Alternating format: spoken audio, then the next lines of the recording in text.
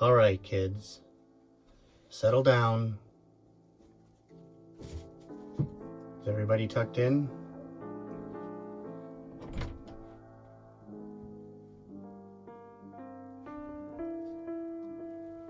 'Twas the dawn before Christmas. The kids were in bed.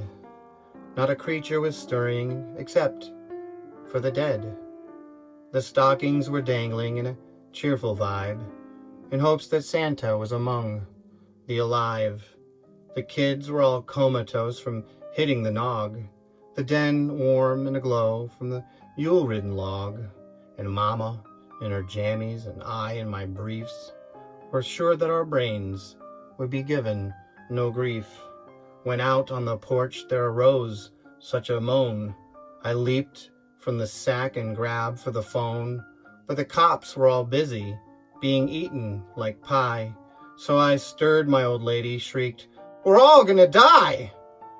The moon on the bosom of the crimson-red soot gave the luster of carnage and tumult to boot, when what to my panicked eyeballs should appear but an enkindled sleigh and 8 half-eaten reindeer. With a little dead driver stumbling through the thick, I exclaimed to myself, "The walking corpse of St. Nick." I ran for the basement but stopped at the fridge, drank the strongest suds there to quell the trembles a smidge, and Mom, with her 12-gauge and me with the boards, barricaded the fireplace and braced for the hordes. Lo, between the planks poked a bony gloved fist.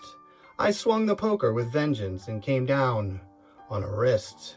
The windows did shatter, a pungent gust came from the yard. I howled, "Die, you unjolly!" His mitt splintered in shards. He grasped at the air, his stub flying blind, his familiar red cloak bloodied with grime. And then, in the parlor, the neighbors did breach. My bride sprayed buckshot in the newly deceased, as I drew back the poker over my nightcap to render a death blow to Father Christmas's yap. A feeling of rue ran through my bones. What would come of Christmas if I offed Nick in our home? So I bundled him tight, sure to give him no slack, and he looked like a peddler hung from the rack.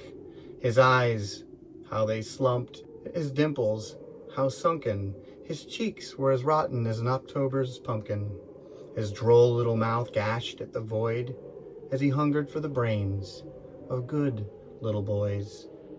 Up on the rooftop, the dead in a daze, and off in the distance the suburbs ablaze, the Johnsons, the Millers, the Goldsteins, the Browns, heathens and church folks and Gentiles were eating the town. With a flick of a torch we thinned out the pack, and we dug out some trenches in the garden out back. We sat in the kitchen, hot chocolate and flumps, our heads in our hands, our hearts in the dumps. We'd forgotten the children asleep in their sacks, even slept on the fact we had Kris Kringle packed in the cellar with yard tools, bric-a-brac and some things, rolled up in duct tape, some bows and a string. When at the den table, I nodded to sleep. My lady did too, through the crib. Not a peep, not the thump, nor the groan did I audit from space. For all I knew, St. Nick could be eating my face. So listen up close, good little girls and boys. Even bratty young misfits should hearken the noise.